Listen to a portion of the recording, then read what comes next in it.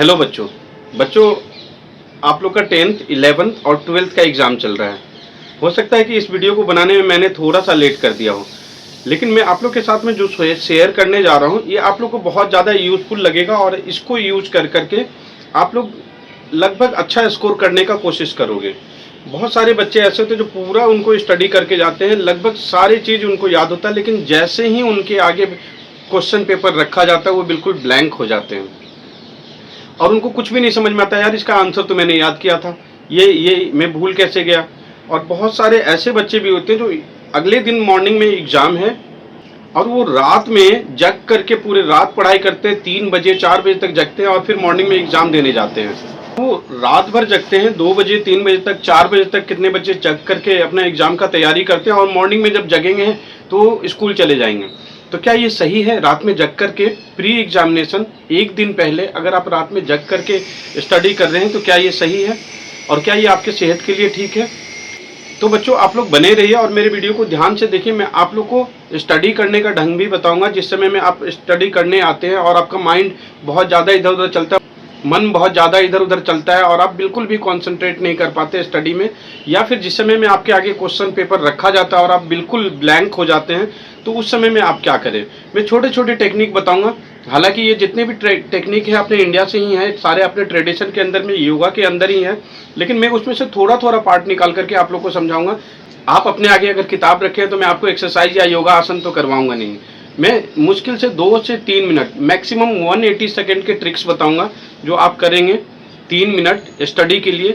और जिस समय आप कोई चीज़ भूल जाते हैं उस समय में आपको कैसे याद करना है उस चीज़ को, और कैसे आप अपने फ्लैशबैक में जा सकते, पीछे जा सकते कि मैंने ये स्टडी किया है तो इसको मैं कैसे अपना रिमाइंड करूँ, अपने दिमाग में कैसे लाऊं, ये चीज़ मैं आपको बताने का कोशिश करूँगा। और क्या आपको रात में जग करके स्टडी करना चाहिए या नहीं करना चाहिए, इस पर भी हम लोग बातें करेंगे। तो बने रहिए आप मेरे वीडियो में।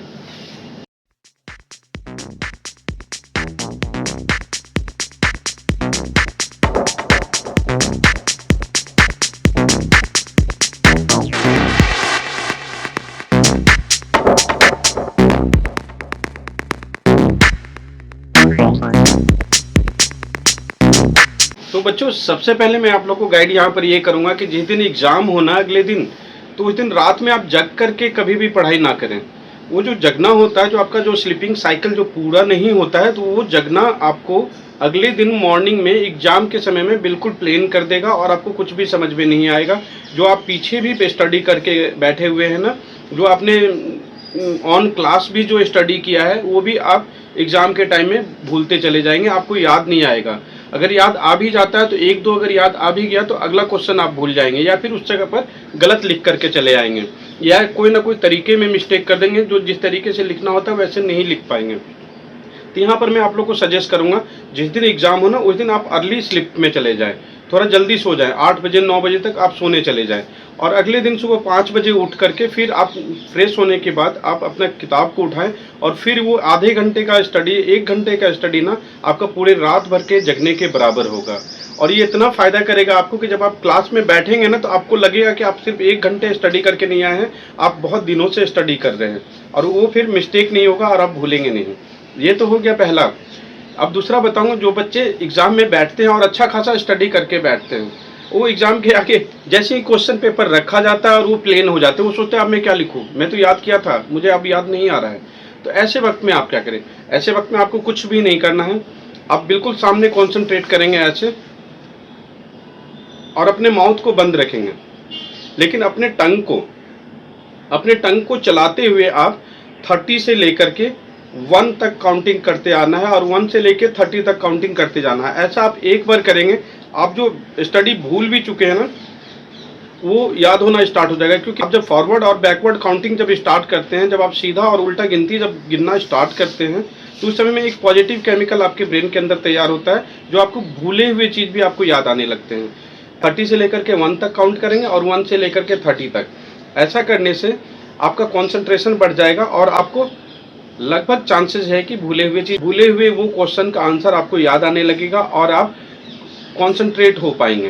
तो ऐसा करते हैं और वाकई आपने इतने दिनों तक स्टडी किया है और आप उस समय में प्रेजेंट ऑफ टाइम भूल गए हैं, तो ये काउंटिंग या ये मंत्र का उच्चारण आपको आपके आंसर तक पहुंचाने में मदद करेगा। और गाइज फिर अब अगला जो बात हो गया कि लोग स्टडी करने जाते हैं और उनका मन इतना ज़्यादा वो होता है चंचल कि वो भागना स्टार्ट करता है, दिमाग अपनी जगह से पर नहीं रहता। वो देखते तो है किताब में लेकिन दिमाग कहीं और चल रहा होता है। तो इस समय में आप क्या करें?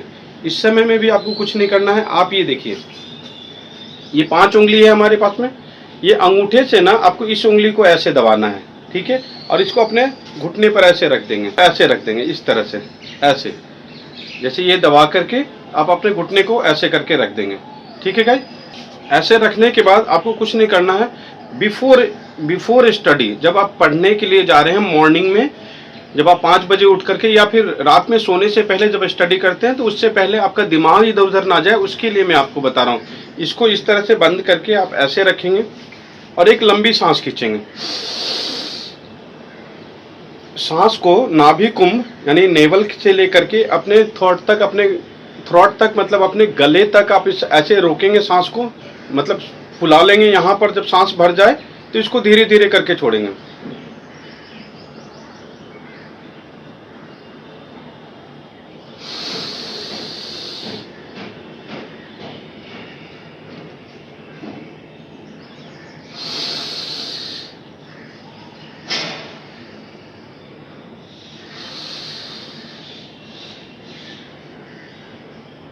ठीक है, ऐसे ब्रीथ मैं अभी आपको करना सिखाया। इस ब्रीथ में करते क्या है, आप अपने सांस को पूरा खींचते हैं, नाभि कुंभ और कंठ के बीच में सांस को भर करके और उसको धीरे धीरे निकालते हैं। तो इस बीच में आपको करना क्या है, इस बीच में आप सोच सकते हैं। पहला चीज ये कि सांस आ रहा है और सांस जा रहा है, बस इतना आप अपने ब्रेन को अपने सांसों पर कॉन्सेंट्रेट करना है। दूसरा, अगर आप यहाँ पर कॉन्सेंट्रेट नहीं कर सकते तो आप यहाँ जब आप सांस खींचते हैं और जब आप सांस छोड़ते हैं तो इस जगह पर आपके अपर लिप्स के पास में ठंडक महसूस होता है। एक कोल्ड एयर आता है इस जगह पर, जो आपको हल्का हल्का ठंडा ठंडा लगता है, हल्का सा कोल्ड यहाँ पर फील होता है। उस ठंडक पे आपको फील करना है। ये ठंडक धीरे धीरे बढ़ के आपके नासिका तक चले जाएगी, आपके नोज के अंदर तक। नोज के अंदर से जाते जाते ये आपके यहाँ तक आ जाएगा, ये इस जगह तक आपको लगेगा आपका पूरा सर ठंडा हो रहा है। लेकिन इस चीज़ को आपको फील करना होगा और ये बहुत लंबा चौड़ा नहीं करना है, आपको सिर्फ 20 to 30 टाइम ही करना है ये ब्रीथ। आप लंबा सांस लेंगे, सांस पूरा भरेंगे, सांस को रोकेंगे नहीं, और पूरा सांस भरने के बाद आपको सांस को धीरे धीरे करके निकालना है बाहर। और आपको सोचना है पहले कि सांस आ रहा है, मैं सांस ले रहा हूँ, मैं सांस ले रहा हूँ, मैं सांस ले रहा हूँ और मैं सांस छोड़ रहा हूँ फर्स्ट। या फिर आप यहाँ पर जो कोल्ड महसूस होता है अपर लिप्स के पास में, इसको आपको फील करना है।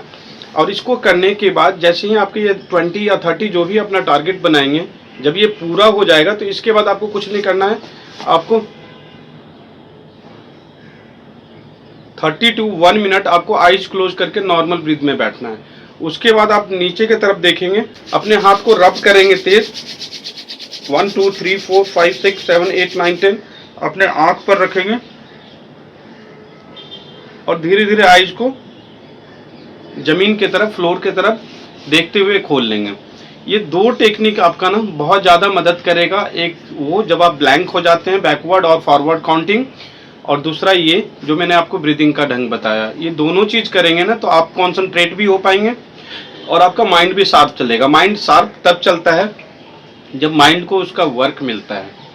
तो आप माइंड को वर्क देंगे थोड़े टाइम के लिए, आप अपने माइंड को एक्टिवेशन करेंगे तो ज़्यादा अच्छा। और एक मॉर्निंग के टाइम का एक योग आसन भी आप लोग को बहुत ज़्यादा फायदा करेगा, उसको कहा जाता है ब्रेन योगा। मॉर्निंग में जग गए हैं, जगने के बाद फ्रेश होने के बाद आपको सबसे पहले ये कर लेंगे तो इसके बाद भी आपका ब्रेन बहुत ज़्यादा एक्टिवेशन हो जाता है और ब्रेन एक्टिव होने के बाद आपका कंसंट्रेशन भी बढ़ जाता है। इसको कहा जाता है ब्रेन योगा। तो ब्रेन योगा में कुछ नहीं करना, राइट हैंड से लेफ्ट कान को ऐसे पकड़ना है और लेफ्ट हैंड से राइट ईयर को ऐसे पकड़ना है। जब दोनों कान को पकड़ लें तो अपने एल्बो को ऐसे उठा लें, ऐसे नहीं रखिएगा, बहुत सारे लोग ऐसे भी करते हैं लेकिन आप ऐसे नहीं, ऐसे उठा लें। और ऐसे उठाने के बाद आपको कुछ नहीं करना है, खड़ा होना है और ऐसे बैठना है। जैसे मैं अभी चेयर पे बैठा हूँ, कैसे करना है ये आप मेरे इधर साइड में देख सकते हैं, मैंने लगाया है। ये आप जब मॉर्निंग में, जैसे मैंने आपको बताया स्टडी से पहले जब आप फ्रेश होकर के आते हैं, अगर आप ये करें तो आपको बहुत ज़्यादा बेनिफिट मिलेगा। और आप ये करके देखिए, आपको अपने स्टडी में भी सुधार होगा, आप कॉन्सेंट्रेट भी हो जाएंगे, पढ़ाई में भी मन लगेगा। प्री एग्जामिनेशन रात में जगना नहीं है, जगने से आपकी तबीयत खराब हो सकती है, आपका कंसंट्रेशन खराब हो सकता है और आपका बॉडी में प्रॉब्लम भी आ सकता है। तो रात में ना जगें, आप सुबह उठ के पढ़ाई करें, जल्दी सो करके जल्दी उठिए और उसके बाद फिर पढ़ाई करें आप। ओके बच्चों, best of luck, bye bye.